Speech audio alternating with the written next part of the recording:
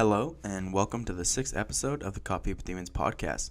My guest for this episode was Kalen Drullinger, another North Platte native, but someone who I didn't know growing up and had no real idea of what his story was. After chatting with him a couple times, I thought he'd be great for the show, and once we wrapped up our conversation, I knew I was right. We got to chat about multiple different areas of life.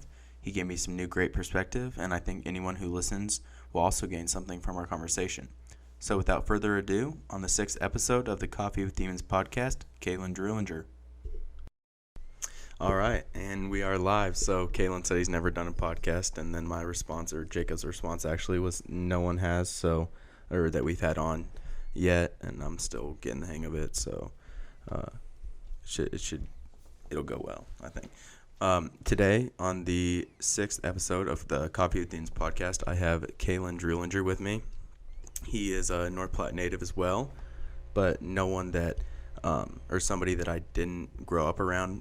He's a little bit older than me, but we've became, acquaintances over the past couple of years, and I'll definitely, like I said about Cody, I think I'll know him a little bit better after this podcast is done. So Kalen, from my perspective, I was super stoked to have him on the podcast. He's a creative. He's a wonderful photographer. He has some depth to him for sure, and he's, from what I've known about him, he's not afraid to, speak his mind and be upfront, and I think that's a great quality to have. So I'm gonna ask him a couple questions, and hopefully I can, get to know him a little better. So how did you like North Platte growing up? It was all right. Like, small town life, I think, was, for me personally, was probably better than big city life. Moving to Lincoln was quite the culture shock. When did you move to Lincoln? I moved to Lincoln 7 years ago, so it would have been 2012. Would have been fall of 2012. Okay, cool. So, year you graduated high school? 08. Okay. When did you get into photography? Ooh, man. So I got into photography probably like 09.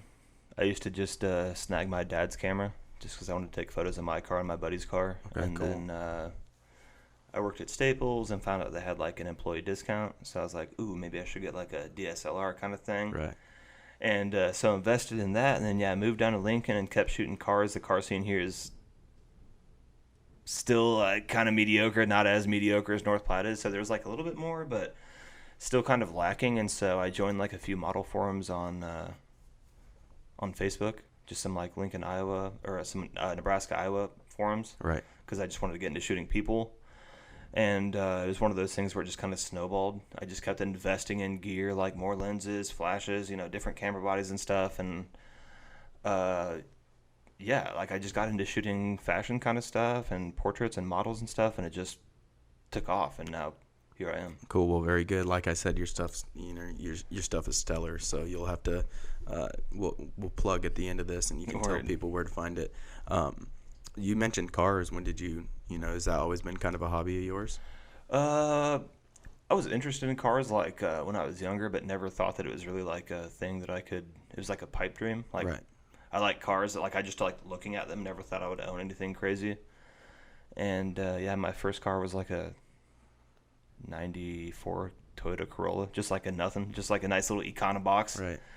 And ended up getting like a Jetta later and like putting exhaust and intake on there. And then, long story short, I ran through I don't know how many cars I've had by now, like 6 or 7 or something like that. And just did more and more with each one and just got more into it once I realized that it was actually like a thing I could do.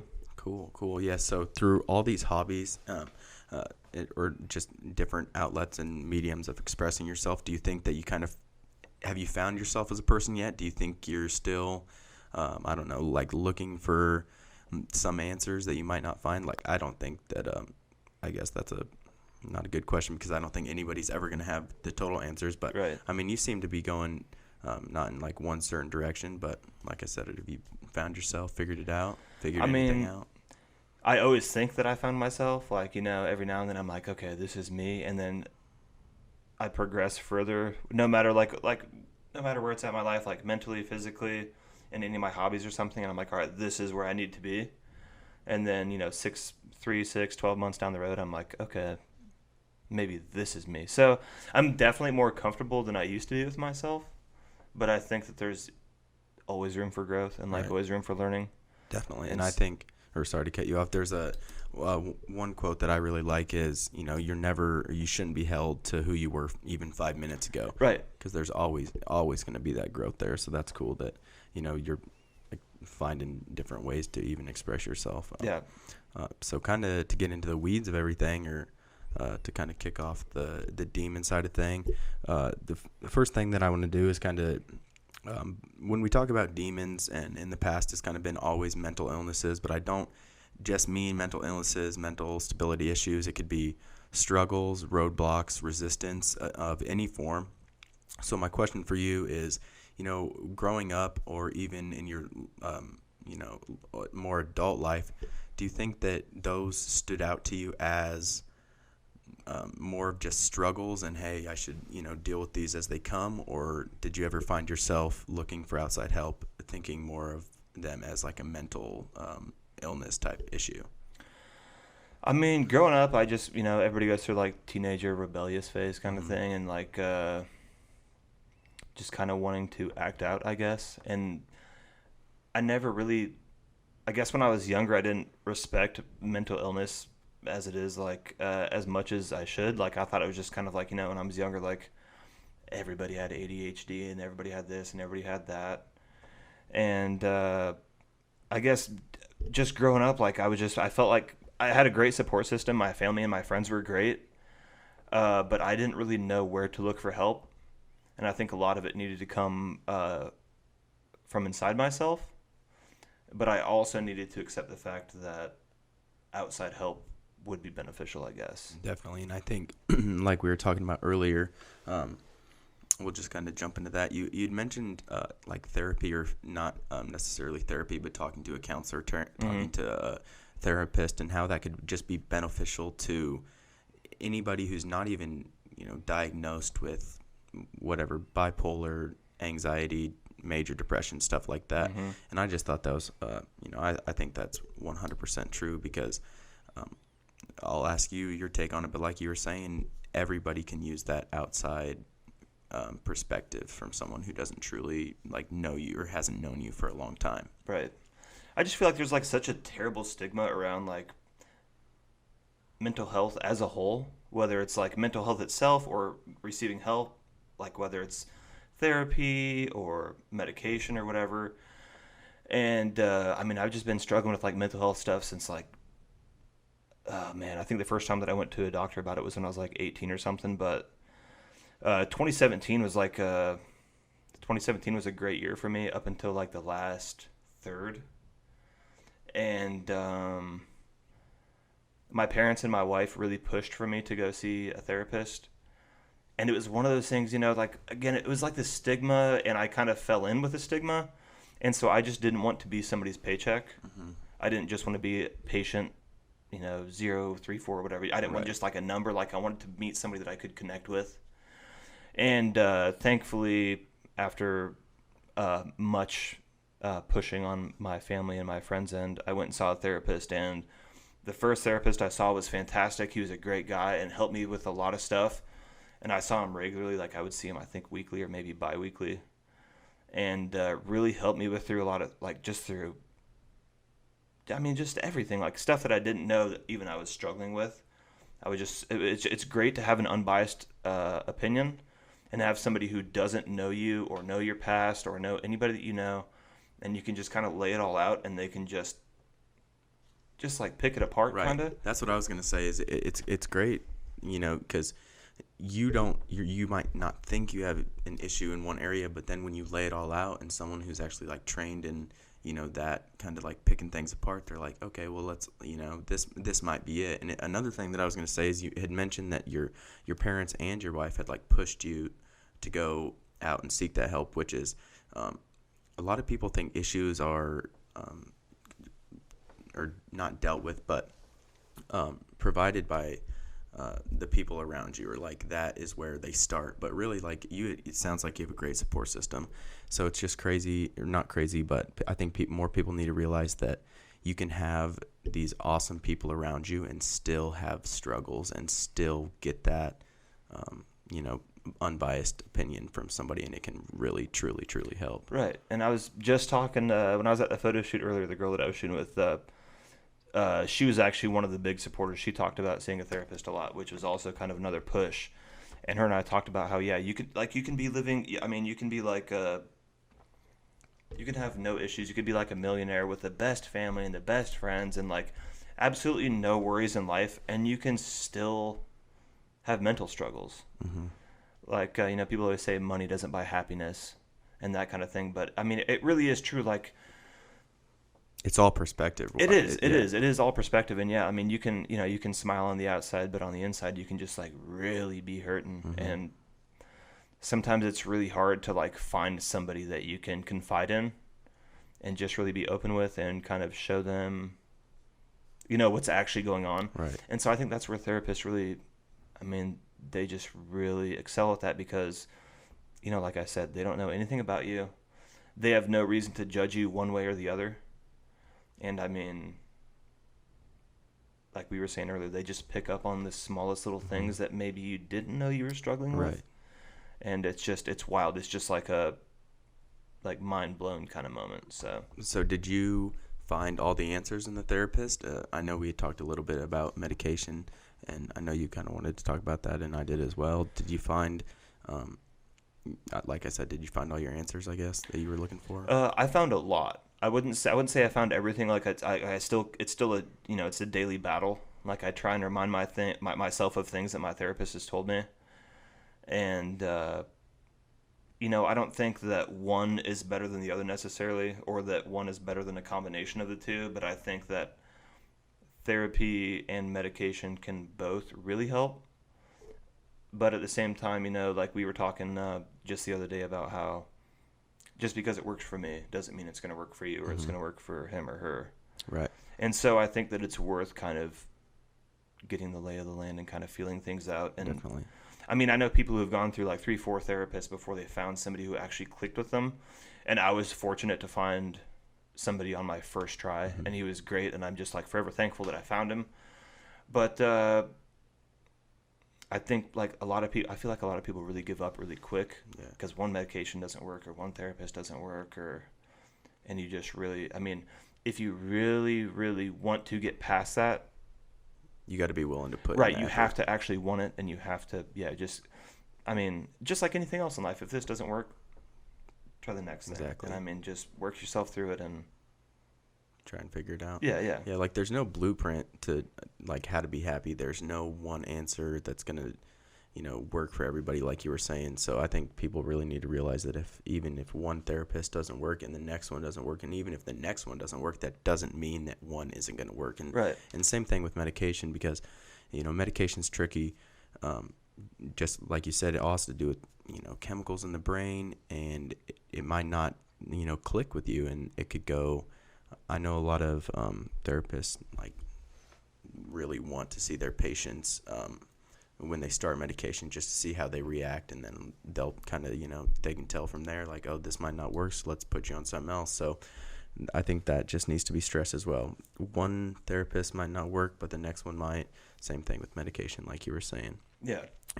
I mean, it's just all relative to who you are, and like I said, there's no blueprint at all. So do you think there's like a concrete line for people that need to go seek that help then? Or do you think it, like you were saying, it could be useful to even the person who's just having the everyday sadness? I mean, I don't think that there's any line anywhere. Like I was saying, like you could have absolutely no struggles, or you could have the most struggles, like struggling more than anybody else on the planet. And anywhere in between there, beginning or end, like you could still benefit from going to therapy. I mean, that's not to say that everybody should go to therapy. Like if you don't think you need to go to therapy, like you're not feeling like an extreme struggle, then maybe it's not for you. Because there were times where like near the end of, and I still go to therapy. It's kind of like an as needed thing. Mm-hmm. But near the end of it, there was times where I would go in there and I would just kind of sit and be like, I don't really know what to talk about, because I feel like I've kind of come to a resolve with a lot of my problems. And so I guess I think everybody could benefit from it if they're willing to open up, I guess. Right. Like if you're completely content and you don't have any worries at all, then it's probably not worth your time. But I mean, I feel like even if you just have the smallest little thing, like the smallest little issue in your life, can really blow up way faster than a lot of people think. Right. And it'll become a big issue just out of nowhere. Yeah, they can fester. Like little things can just fester, and the therapist might be able to, like, cut the head off the snake before it really, kind Exactly. of gets out of hand. And I agree 100%. Like you said, if you're not feeling it and you think that you have things control, like, why go? Right. And not try to create problems, but you don't have to go. Yeah. But if there is something that comes up, I think, go check it out. And that's kind of not the niche that I'm really trying to fill, because with Coffee with Deans, because I do think therapy and, like, true psychologists will always be needed. But I do implore people just to, once I do kick off these meetings, and I hope it's soon, just, come out and share your story, even though that might be super hard to get really deep to where you might be able to, like, what you might be able to talk to a therapist about. But, right. Still opening up and finding different ways to come out of those dark times. I think that, sharing your story is always good. And I do want to thank you for coming on and, being open and sharing your story. So what are some things that have helped you outside of, therapy and medication? Because I know we had talked about something that I really wanted to hit on was, you mentioned that there were things you were doing in your life that you didn't know were helping until you stopped those. And then you were like, oh man, like that might have been my outlet. That might have been my medium. Yeah, so I guess according to my therapist, after I talked to my therapist, I realized this. I'm a person that likes to put too much on my plate. And so that's a great source of anxiety, because I being stagnant. Pull the mic just a little bit closer. Right here? Perfect. All right. So that was one thing that I talked to my therapist about, was just that I have a, whether you want to say good or bad habit of having too much on my plate. Right. And I think that's a great source of my anxiety, was because being stagnant is something that I never want. I feel like no matter where it's at in my life, whether it's my personal life or my hobbies or my work or my side jobs, I always want to be moving forward. And if I'm not moving forward, then it's just such a heavy weight on me. Mm-hmm. And so I think that was one thing, like where bodybuilding really came in for me. I've always been I've been heavy in the gym for like 10 years now or something, and I never really got serious about it until I saw my wife compete for the first time, and I saw her on stage, and I saw her win, and I saw her get the medal and everything, and I was like, man, maybe that's what I want to do. Cool. And so I hit up a trainer and, got a diet plan, got a workout plan, did weekly check-ins, and it was great because it was a source of control for me, like knowing that the food that I put in my body every day and the choices that I made every day and going to the gym every day and actually pushing myself. Like, a lot of people just go to the gym and just kind of like, I'm just going to go throw on some weights and like walk on the treadmill for 5 minutes. But like pushing myself and knowing that I had control over that, during that time, I felt like that was the only thing in my life I had control over. Because, there's not a lot of things in life that you can control. Mm-mm. And so knowing that what I put into my body and what I put out of my body at the gym give me direct results that I can track, that I can see. And so that was just like extremely motivating. And I decided I was going to do a competition. I saw my wife do her first show. She won that one, went to nationals in St. Louis, took fourth there. I think it was fourth. And then, kind of went on a 2-year, we worked with the same trainer, kind of trying to build up our way to a show. And then that would have been 2017, the spring of 2017, we started to prep, did a 20-week prep, 5 months. Did a show in October, end of October. And working towards that was just like, it was like I had blinders on. Like, nothing else. In a good way or a bad way? Definitely in a good way. Like, because I love structure as well. Yeah, and it was just so great to just every day I'd wake up. I had a routine, I'd wake up, cook breakfast, had my lunch meal prepped, I had my supper meal prepped, then I'd just make a snack at night, random snack at night, and being able to follow that structure for 5 months was just like I said, it was just like I had blinders on. I had a very clear and defined goal of what I wanted to achieve. and competed in October, did extremely well, took first in amateur, third in open, and then third and fourth in classic physique. And it was such a great experience, and it did wonders for my confidence. But then coming out of that show and not having any clear goal after that, I knew I wanted to get my pro card, which may or may not still be in the works. I'm still kind of on the fence about it. But coming out of that, I guess I didn't realize how mental bodybuilding was until the last 8 weeks leading up to the show, because there were just days where I would go to the gym. You know, at the beginning, I was looking forward to going to the gym. I was looking forward to eating, and it was just all very driven. Mm-hmm. And then it came down to crunch time the last 2 months, and I just felt like I would look at myself in the mirror and be like, I feel like I'm behind, like I'm missing something, like something's going on, or like I felt like something was wrong. And then competed at the show, did fantastic, and then afterwards, I was just like, I don't know where to go from here. Mm-hmm. And just mentally, it was so much heavier than I thought it was going to be. And coming out of the show, you're supposed to reverse diet so you don't put on weight too fast. And I didn't really do that very well, because it's like I've been not exactly starving myself, but I've been like super strict these last. Right, and that's hard. Yeah, that's hard. And like I had a buddy's wedding that night after the show, and so I drove to the wedding, and they had like a pizza bar and stuff, and so I just like gorged myself, and like you get like 2 or 3 free days after the show where you can kind of like just kind of free eat, just to kind of get all of those cravings. Yeah, exactly. Right. Get all the cravings and the urges out of the way, and then you're supposed to kind of jump back on the ship. And I just did not do that very well. I don't think I could either, and I don't think people understand that. We're talking about it and like talking about just that strict dieting leading up to a bodybuilding show, but people don't know how like strenuous that is. Like you were saying, mentally and physically on your body. Like that's it's truly something that I don't think a lot of a hardship that a lot of people won't ever choose to put themselves through, because it is so hard. And right. Like you said, that reverse dieting for me would be incredibly hard, just because my goals hit, I did the show, and then I'd be like, damn, this is going to be hard if there's no show after this kind of thing. Yeah. And it's one of those things where like, just like anything in life, people always say, oh, it's way harder than you think it is. And you're like, I got this. And then, you get into the thick of it and you're like, all right, maybe I should have listened a little bit. And, it just, the mental side of it really did not hit me until later. And my coach kept telling me, and like other people who have, like I talked to a lot of people who competed back in the day, and like competing really ruins a lot of people. And in what way? Just it just sucks all the motivation out of them, like the love of the gym. Yeah, and I think it really hit me hard that way, because you go from like, I started at a pretty good place. Whatever it was, 20 weeks out, I started at a pretty good place because I'd kind of trained. I was kind of prepping for prep. Mm-hmm. And to do that 20-week prep and see like weekly changes and see your progress, and then you hit this show.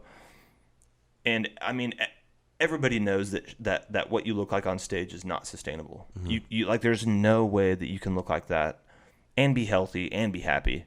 Like there's a medium in there somewhere, mm-hmm. where you can still, you still be ripped and still have abs, but you're not going to be like skin tight, veins popping, like kind of stuff.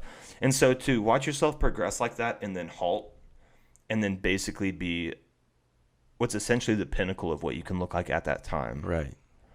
And then to try and mentally prepare yourself to move away from that point is just, it's such a burden. It's so heavy to try and be like, okay, like you got to find the balance between like, okay, now I can eat again. Right. But also like, I don't want to lose like my looks or whatever, Mm-hmm. And like my coach even told me like, we can go with like a fast bulk or we can go with a slow bulk where you can kind of keep the looks going on. And I was like, no, I got to do a fast bulk because like I'm trying to eat. Right. That'd be me. Yeah. Like, and I just went way too hard, way too fast. And I just, put on all sorts of weight. And it was like, I went from my best to my worst. And it was just like hitting a brick wall. And just one day I was just like, what have I done? Kind of thing. Like just such a shock. Yeah. And so any ways you found to like, I mean, I'm sure that had to, like you were saying, kind of impact your mental state for sure. Any ways you've like found yourself trying to figure that out, or was that pretty hard? I mean, that was really hard. That was kind of there was just a lot of stuff going on back then. I was so focused on bodybuilding that kind of like my car and my photography kind of got set on the back burner. Mm-hmm. And so once I just felt so down on myself with the gym that I was like, I don't know what to do now, because like photo shoots have slowed down. Like it was like fall going into winter, so like I can't really do anything with like I could work on my car, but like I'm not going on any car shows or anything. And so that December and that following January was when I was really like just really inside my own head. Right. And that's my problem as well. Yeah. Is I just, and kind of like the book that I hope you talk about a little bit, The Power Now. For me, I worry about the future. I worry about what I can't control. And then like you were saying, I can control what I put in my body. I can control how my workouts go. So I've been tracking my macros for like the past 3-ish weeks. And I think that's even been good on my mental state, just because, like you said, like it's a science. I know what I'm putting in my body, mm-hmm. and I know that I'm going to be, losing this weight, and I'm busting my ass in the gym, so I'm going to be looking better. And that for me is, has helped tremendously. And, I'm doing it for a purpose as well. But I think, keeping that mental clarity has just been crazy. So, and it's not for everybody, definitely. Like there are things you can control that aren't just your, tracking your macros and whatnot. But a lot of it is, what, like Jordan Wardecamper was saying on one of the first podcasts, a lot of your food has to do with your health or your, mindset as is. And if, I might not be here forever, but while I am here, I'm going to, control what I can and, reap the benefits of that. So that's been helpful for me, even though, I love food, and like I said, the reverse dieting would be so hard for me coming out of that, because I had been, and I haven't done a show and not as intensive, and even counting my macros, I can still, if it fits your macros kind of thing, I can eat what I want, but it's definitely a little more strict. But there's ups and downs, and I'm kind of worried about breaking off the macros thing and then falling back into like, but it's something I can control. Like you were saying. So well, like nowadays with the we live in the age of instant gratification, mm-hmm. and so there's not a lot of stuff that you can do that has any real meaning that you can get instant gratification from. And so counting your macros, like you're 3 weeks in right now. Mm-hmm. So I'm sure right now you're still kind of in that intermediary period where you're like, is this working or is it not? But once you like really get into it, and weight, I mean, people put way too much emphasis on weight, but when I was competing for the show, weight meant a lot as well as like what I look like every day. I would weigh myself every morning. I would take photos of myself every morning and send them to my coach. But to wake up every morning and to not only see changes on the scale, but in the mirror, that was just extremely motivating. Like immediate gratification, but it was because of something that I had a direct impact on. Like everybody wants, they want what they want, and they want it now. Especially nowadays, like in the age of technology, definitely. Social media and cell phones and everything, everybody wants it now. And so there's not a lot of stuff, there's not a lot of material stuff that you can get such satisfaction from. And so it was just seeing those changes and having control over those changes was not only addicting, but gratifying. Definitely. Because there's just nothing else like it nowadays. Right. So we're going to jump right back into that. Actually, we're going to grab a quick word from the sponsors, and then we will be right back. This episode of the podcast is brought to you by Pathology Services PC, Midwestern Values, Patient-Focused. Pathology Services is a full-service laboratory serving communities and hospitals in Nebraska, Colorado, and Kansas. Pathology Services offers complete anatomical pathology, clinical pathology, cytology, and skin cancer screening. Pathology Services has provided a unique combination of quality results, integrity, and unparalleled customer services for over 50 years. The Pathology Services team are experts in all aspects of laboratory medicine, and their highly experienced pathologists, laboratory technicians, and technologists are all dedicated to diagnostic accuracy, reliable turnaround time, and creating a customizable and close working relationship with all their patients, clients, and physicians. Pathology Services not only offers extensive high-quality results, but their in-house billing department can bill your insurance directly and offer many cost-saving options, including patient-ordered testing, direct access testing, and discounted prepay pricing. Once again, CWD is brought to you by Pathology Services PT, your laboratory leader. Midwestern values, patient-focused. Check them out at pathologyservices.com.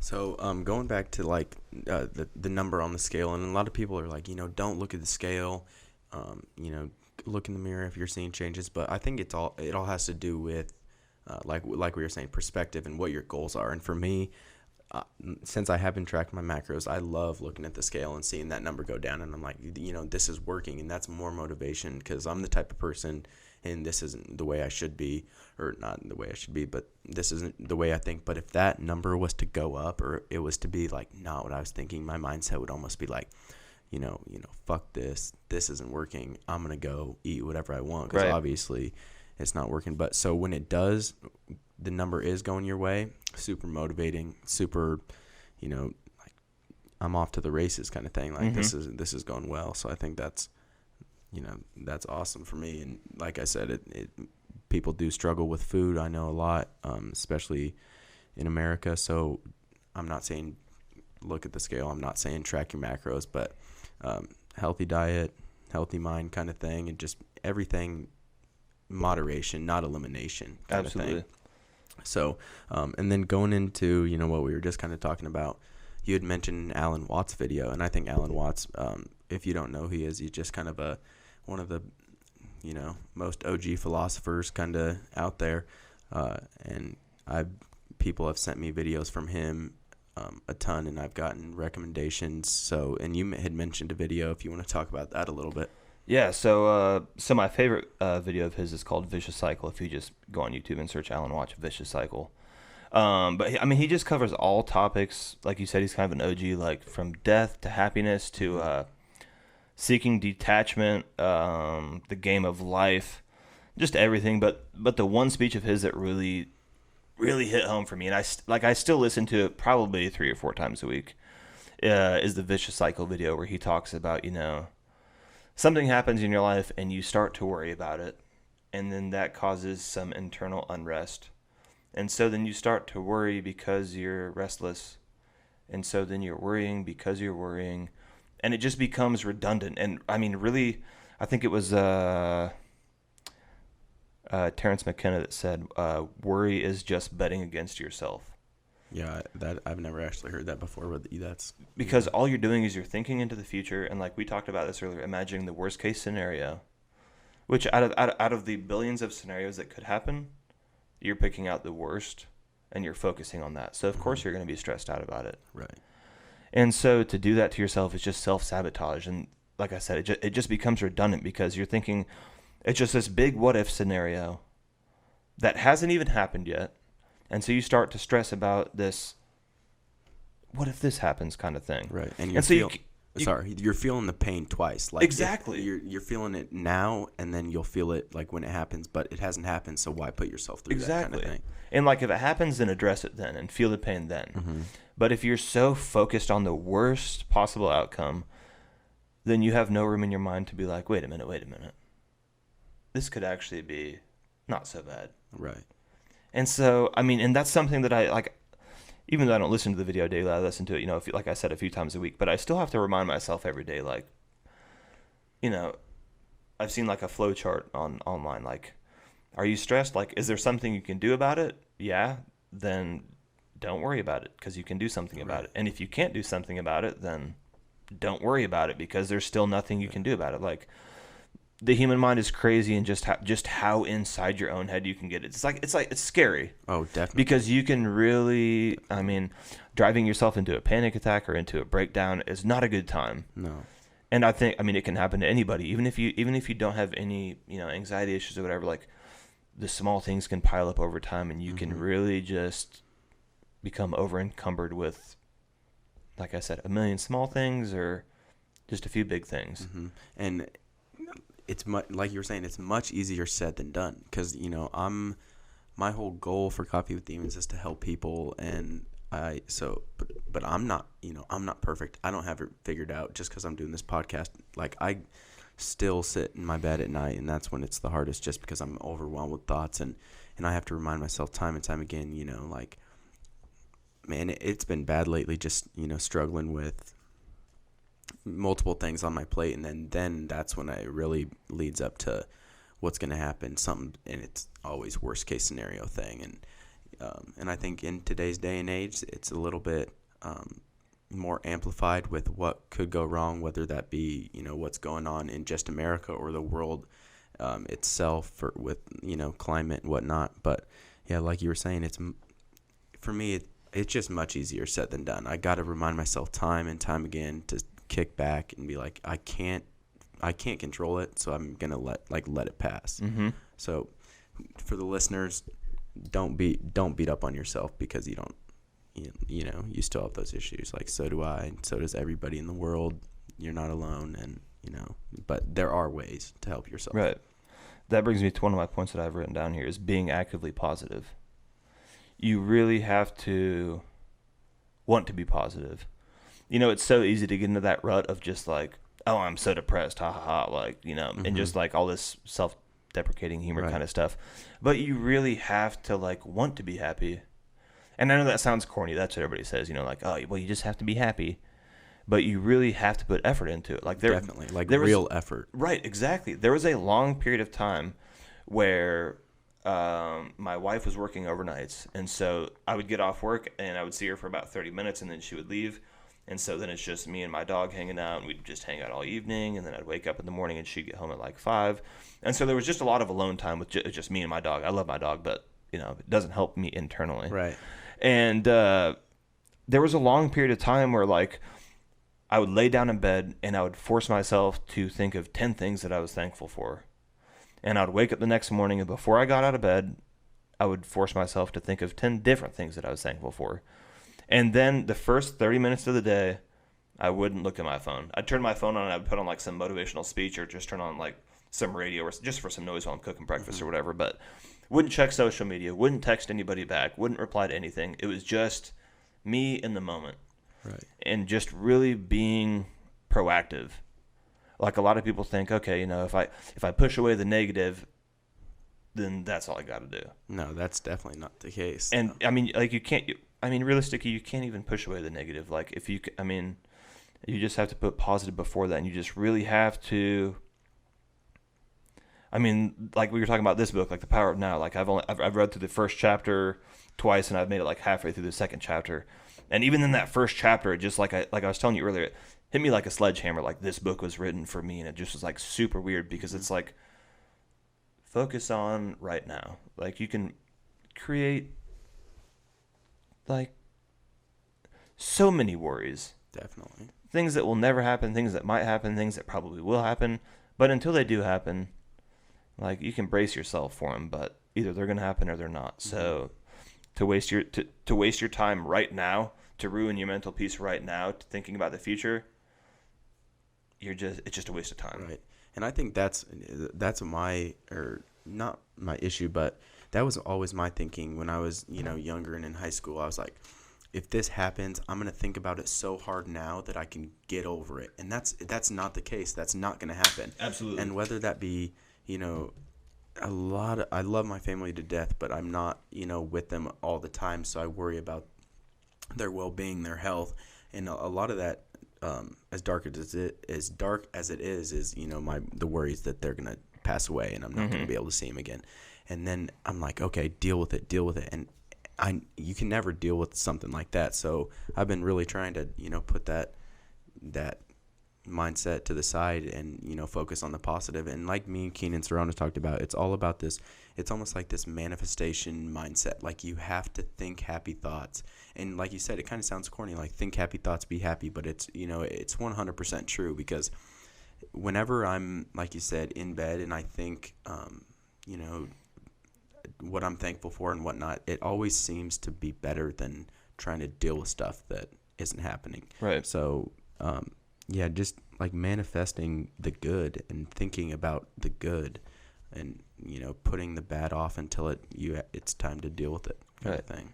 And it really does sound corny, like think happy thoughts or whatever. But like, on the contrary, I used to only think negative thoughts. And that's no way to live at all, because then your life just revolves around negativity. And so if you can just break that cycle and make it a habit to be actively positive, I mean, and I still struggle with it. Like, I don't know anybody that can just always be actively positive. But if you can break that cycle for a moment and come out of the negativity and be like, you know what?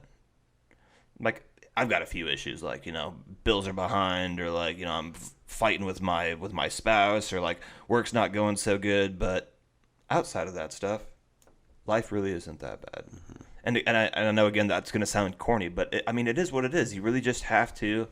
It's so easy to focus on the negative because, that's just like, it's effortless. It's like a lazy standpoint because you can just sit on the couch and be like, man, my life sucks or whatever. Exactly.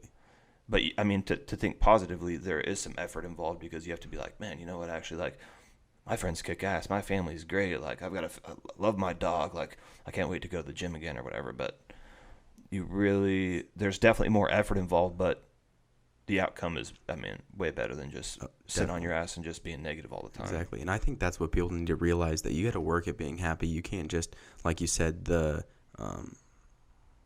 I don't know, just the normal state. I don't want to say normal, but if you don't try, if you're just blank. Just like passive. Right. If you're perfect, that's where it is. If you're passive, it's negative. You're going to, like, that's where you're going. And you can't be passive. You got to, think happy thoughts. Like we were saying, you got to work on it. Truly. And then we were talking about ups and downs earlier. So, and that's kind of one thing that I've tried to stress over these episodes, and so have my guests, is just, you're not going to be happy 100% of the time. That's not realistic. That's not ever going to happen.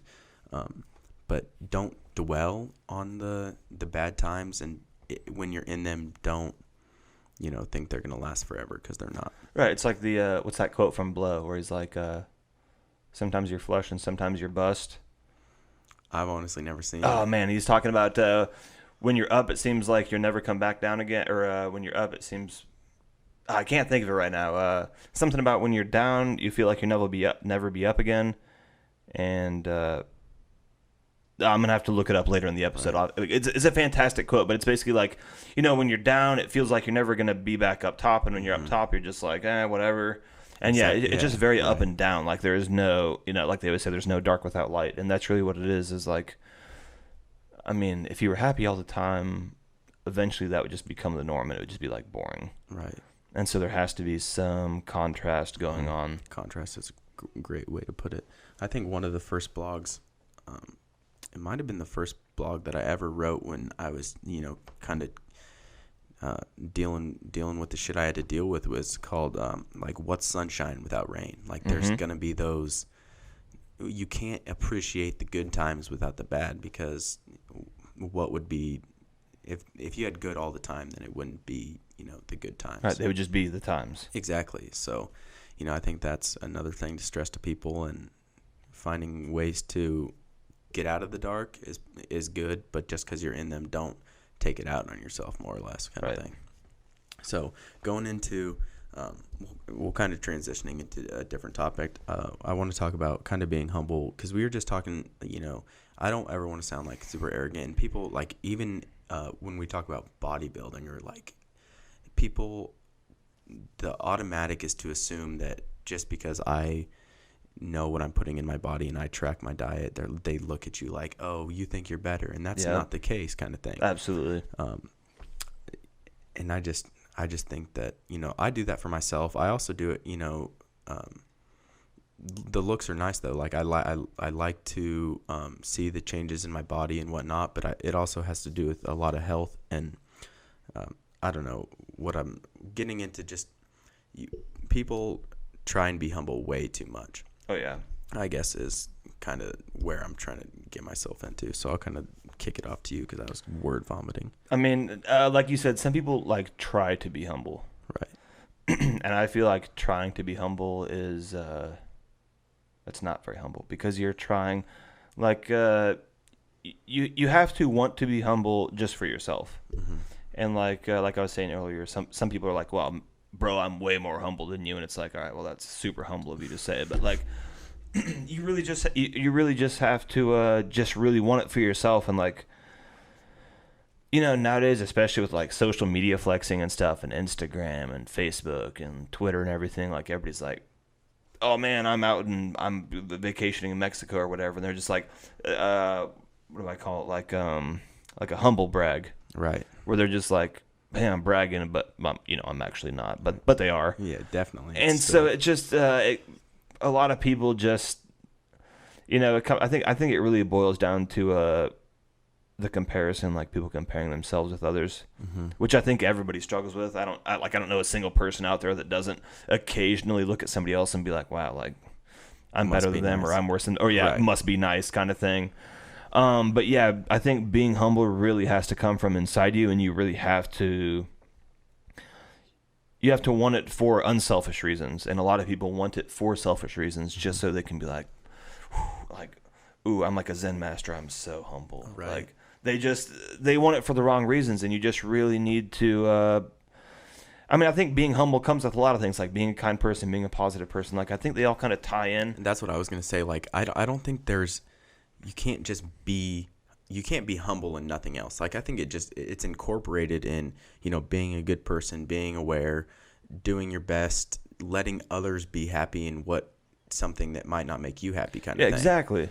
So, and that's what I was, kind of getting at with the bodybuilding thing is let people enjoy themselves or what they are doing just because you might not like it or you might feel some type of way about it. Like everyone is so different. Yeah. Everyone is so different. And like that was one thing that I really struggled with when I was doing my bodybuilding was like, I felt like I was proud of how I looked. I wasn't cocky, but like I was like proud of the work that I put in. Right. And so to go in the gym and like take a selfie in the mirror, I felt like the biggest douchebag in the gym because, like you said, a lot of people. I mean, I don't want to put words in their mouth, but I'm sure there were people there that looked at me and they're like, "Oh, look at this guy! Like he probably thinks he's better than me or whatever." But it wasn't that at all. It was just like, look what I've done. Right. Like, yeah, this is awesome. Like I was saying earlier, it's like a pipe dream, and like to see these changes come to fruition, like just blew my mind every day. And so to document that was great.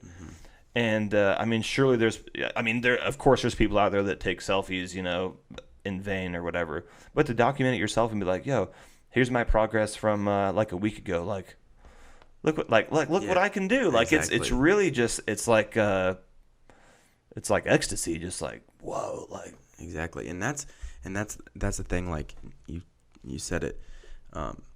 I hate telling people that, oh, I can't eat that, or like I can't have a beer because I'm tracking my macros, because their first thought, and I don't, like I said, don't want to put words in people's mouths, but oh, he's a douchebag, kind of thing. And I'm like, no, that's not it. Like I'm not doing this. I don't know.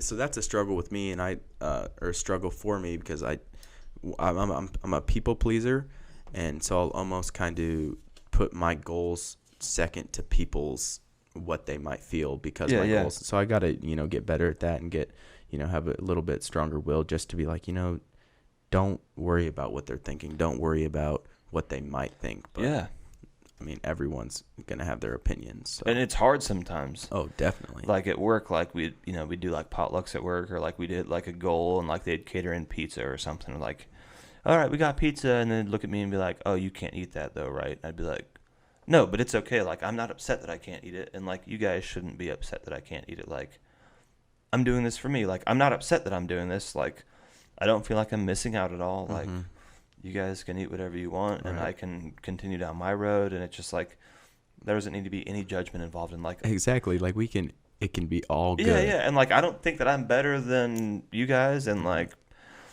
Yeah, that pizza does look good, but for my own sake, I'm going to continue to stick to my diet. Exactly. Like, I can want it, and I do want it, but I'm going to not eat it because this is something that I'm, this is what I want to do, kind of thing. Right. So let me, don't take it out on me. Yeah. So. And I think sometimes people get, like, almost shameful about it. Like, they, like, shame you for not eating. Oh, that's how I, I haven't felt that way lately, just because I'm not ever around a whole lot of people or turning down anything, but... I'm doing it for myself. Yeah, exactly. So let me do it. Yeah. I'm not like, it's not affecting you. Right. So just let me like work towards my goals. Exactly. Like I'm not looking at you eating that pizza and be like, damn, I'm not eating that pizza. I'm better. Yeah. Like look at this. Look at this slob over here eating pizza. Like no. I love pizza, man. I love pizza. Yeah. So, right. I know you kind of, one thing I wanted to bring up you had mentioned is the use of like recreational drugs that could be beneficial. So we didn't really get into that at all. So I'm kind of just wondering what you're thinking about that. I mean, again, it's one of those just like therapy or just like prescription drugs. Just because it works for one person doesn't mean it's going to work for the other. Right. But I mean, it's to sound like the what sort of like cliche or whatever. Like I think marijuana and I think psychedelic mushrooms and I think legitimate LSD could serve some kind of a purpose.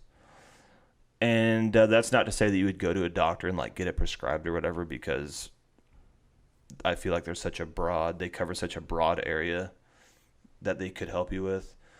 But I mean, marijuana has just been so like widely researched and like, I mean, there's a lot of like extreme, I don't know what's the word I'm thinking of, like, I don't want to say nutcases because that's mean, but I mean, there's some people who go like way too extreme and they're like, yo, bro, if you smoke a joint a day, then your tumor will shrink or whatever. Right. But there's definitely some kind of a benefit to it, I think. Mm-hmm. Whether it is, whether it's physical, whether it's like a, glaucoma or whatever people used to say, glaucoma, eating disorders, pain management, especially like even as an additive, like people who are on chemotherapy lose their appetite, smoke a joint, or take an edible, whatever, you can get your appetite back. Self-reflection, I think, is a huge one with marijuana. It's like you can go out and make some terrible choices and smoke weed and then be like, wow, I was really an asshole. And just like really, really get introspective with it. Mm-hmm. And I mean, just like anything else, people can abuse it. Like people just like sit around and smoke all day or whatever and just be a couch potato. But I think there's definitely benefits to it with limits, of course. And same with like mushrooms. And there's one other psychedelic I can't think of. They've done some research.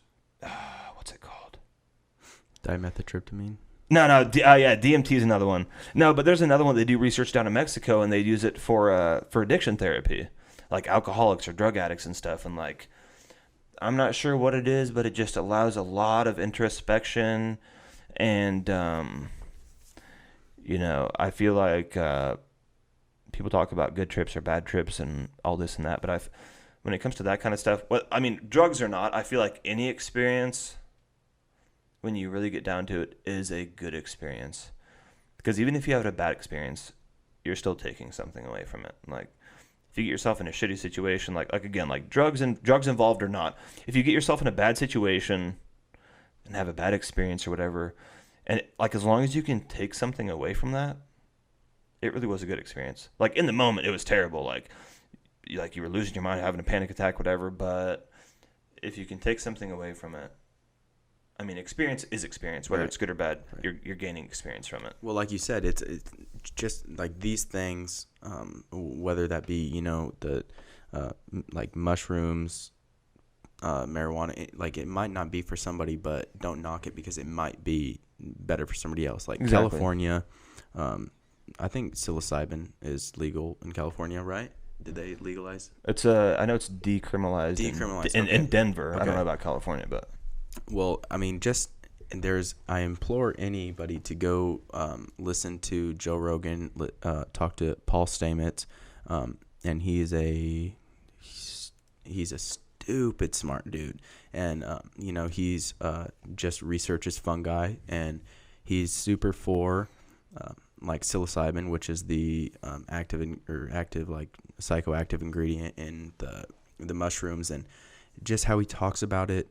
And how it can rewire your brain or just, fix funks. And he even talked about, take it for what it's worth or take it with a grain of salt. But he said that, he stuttered for his whole life, like into his 30s, and then did magic mushrooms with like psilocybin and told himself over and over again, like, I'm not going to stutter. I'm not going to stutter. I'm not going to stutter. Woke up the next day, no stutter. Yeah. So like I said, take it with a grain of salt. But I definitely do think, with more research, and I think marijuana is going to be the hardest just because it is so different. It affects everybody different that we might not ever know truly, or not know, but get it to the point where it can I don't know, because it does affect people differently. Yeah, but yeah, and there's so many different strains and stuff. Like, it's hard to analyze all that stuff. Right, but especially with like the psilocybin or the just like the DMT or anything, I think that hopefully research is being done to where it can help people, like whether that be, the LSD stuff and the microdosing to, help fix like this anxiety, this depression that might literally be wiring in your brain. And that's like sorry to cut you off go there. hard. Ketamine. There's all sorts of research on ketamine, like people who have the worst depression ever, and they'll go in. I'm not super versed on this, so don't quote me, but I think it's like monthly injections. Well, they'll go in and do ketamine therapy, and they just sit in a chair. They get some like liquid ketamine in their veins or whatever.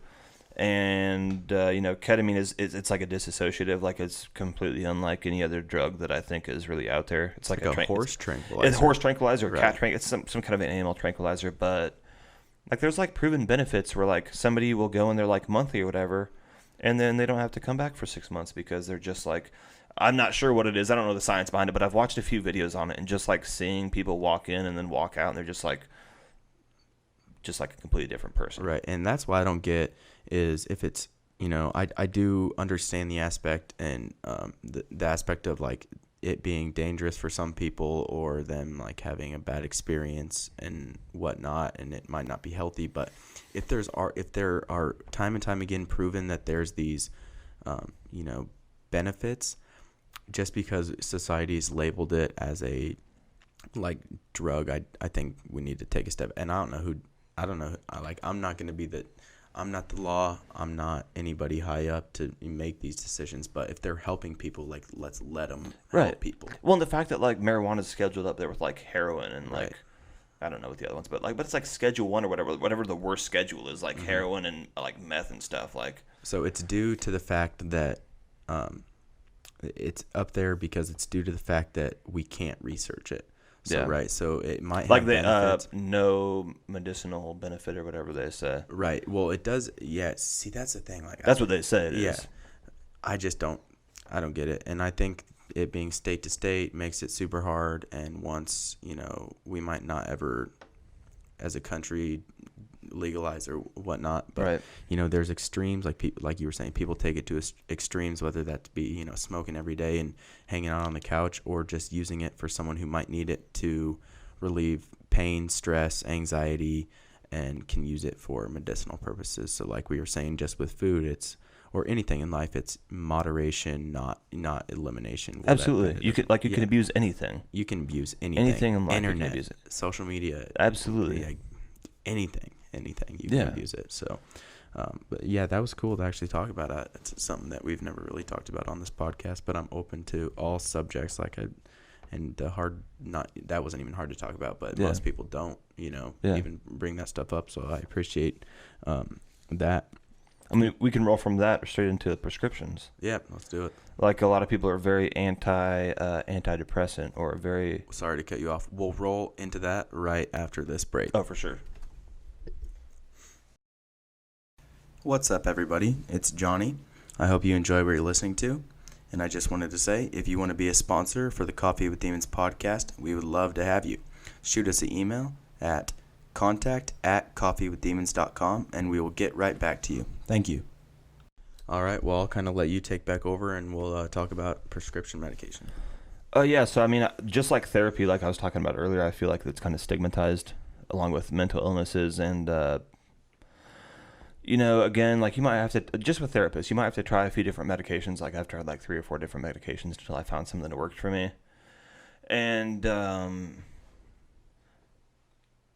I mean, there's definitely, I think there's definitely a reason for stigma around it, because the side effects of a lot of antidepressants and anti-anxiety stuff really, in my opinion, outweighs the benefits to them. And so I think it really just, again, comes back to finding what works for you. And, you see stuff online all the time like, oh, this, like, it's like a picture of pills, and it's like, this isn't an antidepressant.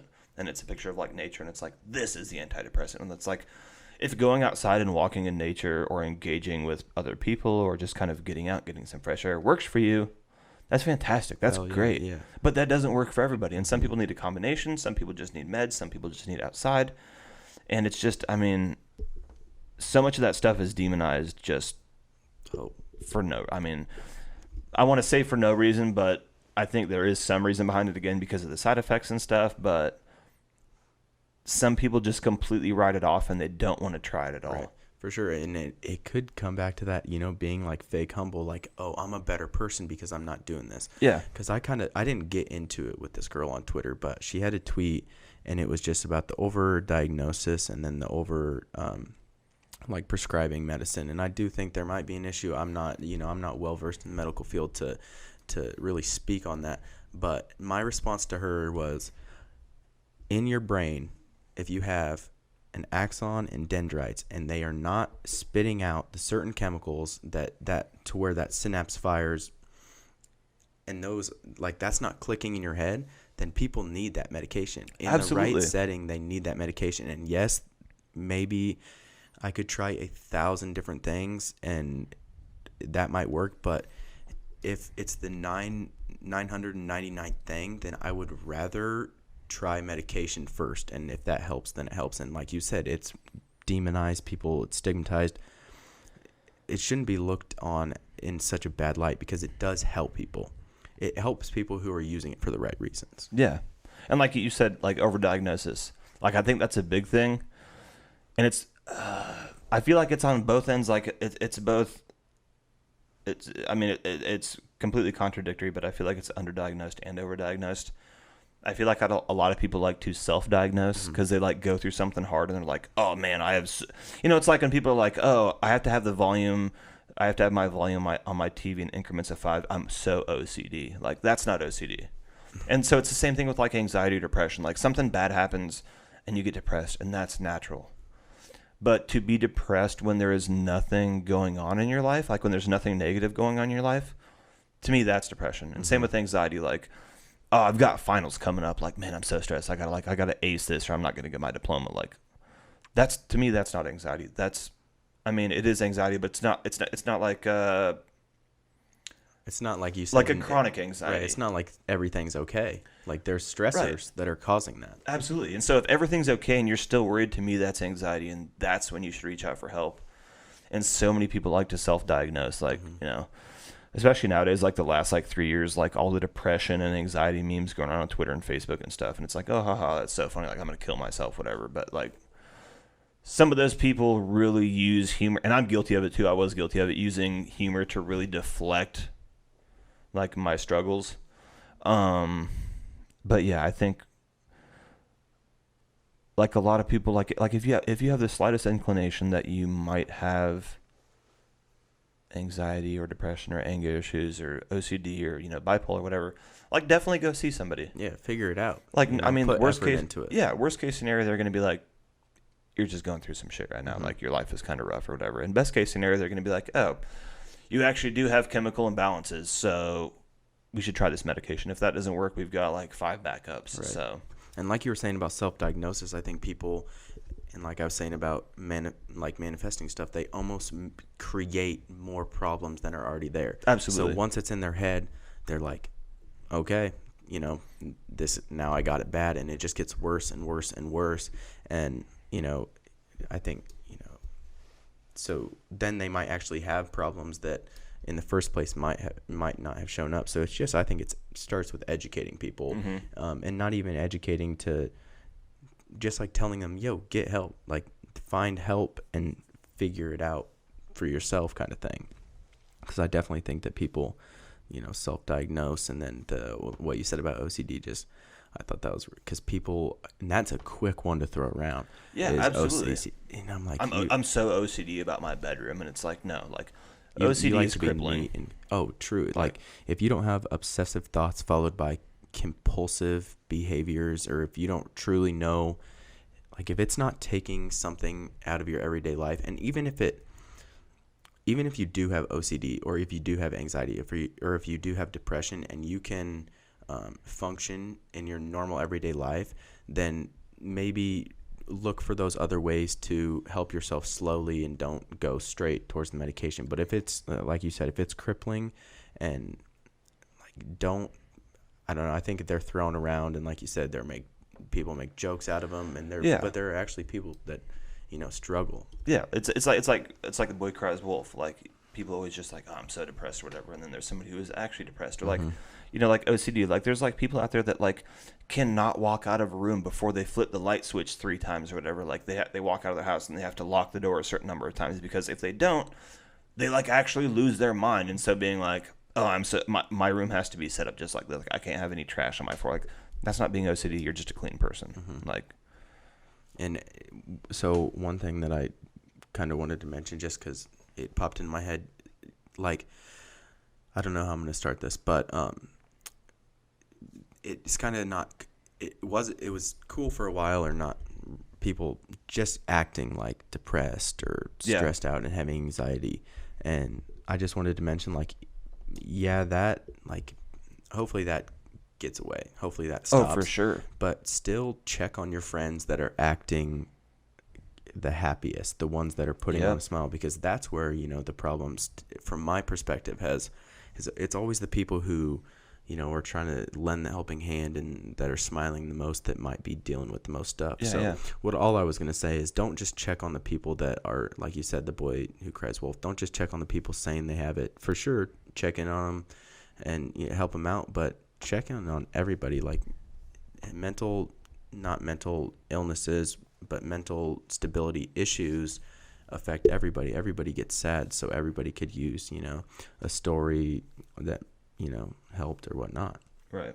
So, segueing into that, we're going to talk about just communities, and how finding your niche of people, or the community, surrounding yourself with people who have the like mindset, like goals, but also like interests and whatnot. And I know for you, you've not hopped around in a bad way, but you have multiple of those, whether that's cars, the fitness community, or like the photography art community. So if you want to talk about just how, being with those people is like good mentally for you. Yeah. I mean, like you said, like as far as hobbies go in my life, like things that I put on my plate, it's definitely cars, bodybuilding, and photography are like my top 3. And like you said, hop around. Like, I just kind of cycle through. Like, each one of those things has, at some point in my life, brought joy, but also at other times brought anxiety. Like, there's times where like I force myself to go into the gym, and I'm just like, I hate this. Like, I'm seeing no results right now. Like, it's like it's really demotivating. And same with photography, and same with car stuff. But like, if I shift focus, which is what I do a lot, is I'll shift focus from one to the other, and I'll really put one in the spotlight. And so like, during my show prep, like, bodybuilding was my focus. And then like, come like springtime, usually that's about when my car comes into focus, because then it's like car show season. And all 3 of those things have really helped me focus on something that I hammer myself on all the time, is focusing on how far I've come, not how far I have to go. Because you can look in any 3 of those things, there is no end, there is no finish line. Like, you can look into infinity, and there is no end point. Right. And so to look back and be like, holy shit, that's where I used to be, and like, look where I am now. It's like, it's just so motivating. And like you said, like, communities, like when I was still I'm trying to get back in the gym now, but when I was super into bodybuilding, going to the gym every day and seeing the same people and hyping each other up and being like, man, you look really good, and like, man, what have you been doing? Like, just like really being supportive. And that's the way it is in all 3 of those areas. Like, in the car scene, like, I have all my car homies, and like, every year everybody's car goes under the knife in the winter, and then come spring they pull it out, and it's like they've done all these changes, and it's just like mind blowing. Like, it's just like a huge change. And so it's just, it really just comes down to support, I guess. And same with photography. Definitely. Like, I talk with I started working with develop model management, and so like I'm in contact with like a lot more models now, and like a lot more photographers, and to associate with those people and like get feedback and just chit chat with them and just bullshit, and just like get constructive criticism and talk about editing techniques, shooting techniques, all that stuff. It's just really, they say, I don't know what the saying is, something about, you become who you surround yourself with or whatever. Like, if you surround yourself in bad company, you're probably going to absorb some of that. Definitely. Oh, 100%. So I think and you said it well when you just talked about support, like it doesn't have to be necessarily about what you're doing, even though it is, like you said, like when you're with your car people, you're doing your car stuff, but it's just about the support. It's about being around people who, build you up instead of tear you down, or just have similar interests. Because with me, getting into more of the martial arts community, that's kind of where I've been, connecting with people that I've never given a chance to, but just never put myself out there for. So, making friends is great. Finding creatives that, I get along with. It seems just, when our interests align, then everything is just kind of tenfold. The support, reflection. And I think I was going to comment, just you talked about reflecting on how far you've come. Like, you're never going to be perfect. There's no perfection. You're never going to reach the end of the tunnel. There's always room to keep going. So it's always so important to take a step back and, like you said, be like, damn, look at me. Like, this is right. Cool. And like, even if you do have a defined goal, like something that you can reach, it's still important to look back and be like, yo, I might have you might be at the halfway point and be like, okay, I'm halfway to my goal, but then look back and be like, okay, this is where I started from. And like, if I can make it here, then I can totally make it here. Mm-hmm. And so, I mean, and I totally get it, like stressing about what you need to do, like to achieve your goals, but really looking back and seeing what you've achieved so far, really, it's extremely motivating. Right. Like, I'm sure that you've experienced it just, I mean, in any aspect of life, like not even bodybuilding was a big wake up call to me for that kind of stuff, but just anything in life, like looking back and being like, holy shit, like I'm just so much further than I thought I was, but I've just been so focused on where I'm going that I haven't looked on where I came from. Right. And I think going along with that, I think you shouldn't look more towards little goals, but I think little goals are just as important as big goals. For sure. Because the chase to the big goal is so long and can be so, it can be daunting and overwhelming. So having those little goals in between to say, checkpoint, made it, cool, more motivation. Next checkpoint, cool, more motivation. That you're just going to keep the ball rolling kind of thing. Yeah. And with, so I think it can be found in every community. You don't have to be a creative. You don't have to be a car person. You don't have to be into fitness. You can literally find that niche wherever, and there's always goals to be set. There's always, but like that being said, there's always more to do. So just be happy when you hit that goal. Yeah, you can celebrate the smallest of victories. Right, exactly. And I think people, I don't blame people, and I can't just blame society, but I think just how people have grown up in our generation and even generations past, it's more like there's this fake goal even from our childhood of growing up, whether that's like starting a family, getting a good job, making a lot of money. But yeah, what if you do start a family and they can be great, you can love them, and you could make 6 figures, and then what? Like, yeah, you can still be completely unhappy. Exactly. Like, that's not going to solve things. So just, I think it has to do with self-reflection and self-actualization. Just like you said, taking it, how far you've come, how far, there's still places to go, but I'm doing good and I'm still, on that path. Right. And I think a lot of that comes from outside pressure. Like, this is what my parents want me to be, or right. This is what society expects me to be. Mm-hmm. And that brings up one of these notes that I have written down here. Jay Shetty, he's like a life coach kind of guy, and I watched one of his videos. And this isn't his quote, but he quotes it and says, I'm not what I think I am. I'm not what you think I am. I am what you think, or I am what I think you think I am. Right. So that kind of, yeah. Like, I can think I'm one person and you can think I'm somebody, but like, it really comes down to like, if you're not secure with yourself, like, I'm like, oh, John thinks that like I'm a bodybuilder, so like I got to be a bodybuilder because like that's what he thinks I am. Mm-hmm. So like, you really just have to, outside pressure, especially nowadays, like, again, it comes back to technology, I feel like, is a big part of it because everybody's keeping tabs on everybody. Mm-hmm. And so you really just have to just really not worry about what other people want, which is, again, it's another one of those things, easier said than done. But And in another instance, like I have one of my best friends, one of my good buddies was part of the military, and one of his issues, or not really an issue, but something he struggles with is being labeled as just being in the military, or like you said, like people think he's a veteran, and that's what they label him as. Sure. So he has, I can't speak to how like hard of a time he has, internalizing that, but and like you said, easier said than done. But happiness is individualized, and you don't have to be who other people think you are. Right. Right. So that quote's actually, really, it makes you like get introspective kind of. Yeah. So that's really cool. Going back to the community thing, I know we just talked about everything being an outlet for, overcoming these struggles, roadblocks, resistance. So did you consciously know that you were doing these things, or do you think hobbies are? Do you think you were consciously doing these things to overcome demons, or were they just kind of helping?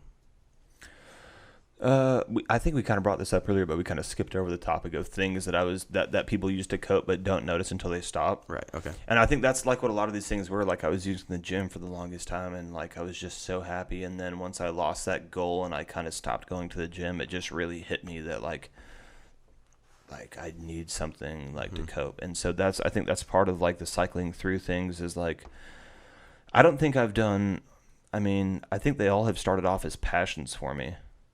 And just kind of ended up being crutches to help me through my anxiety or depression or whatever it may be, whatever struggles I'm going through at the time.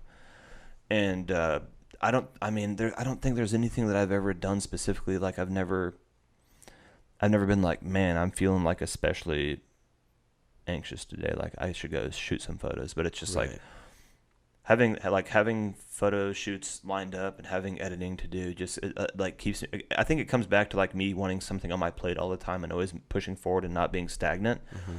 And so when any one of those things falls through, whether it's like, lately my car's been stressing me out because I haven't gone to any car shows this year, so like that's kind of a point of stress for me. But just staying busy, and then when something falls through. Whether it's I stopped lifting weights, I stopped booking photo shoots, I stopped going to car events. It's just like, then I realize how much that kind of stuff was helping me. Right. Which I think not only because of my passion for them, because of the communities involved. Because like I haven't seen my car homies all year, and like they're some of my tightest friends, and like I still talk to them online or whatever. But there's nothing like going and parking up at a car show and just chit chatting with them. Like it's definitely. Like a nice release. So definitely, yeah, and like you said, it all kind of ties in together. Community support outlets, whether you consciously know that you're doing those, but you mentioned just those starting as your passion, and that's what I think that a lot of people need to find is whatever you're passionate about, and you might feel resistance, from that. You might not want to do it, but if you're passionate about it, make it a project, make it your passion project. And find just like little goals to work towards, or use it as, it doesn't have to be like you said. It's hard to consciously do it like, oh, I'm feeling sad today, I'm going to work on my passion project.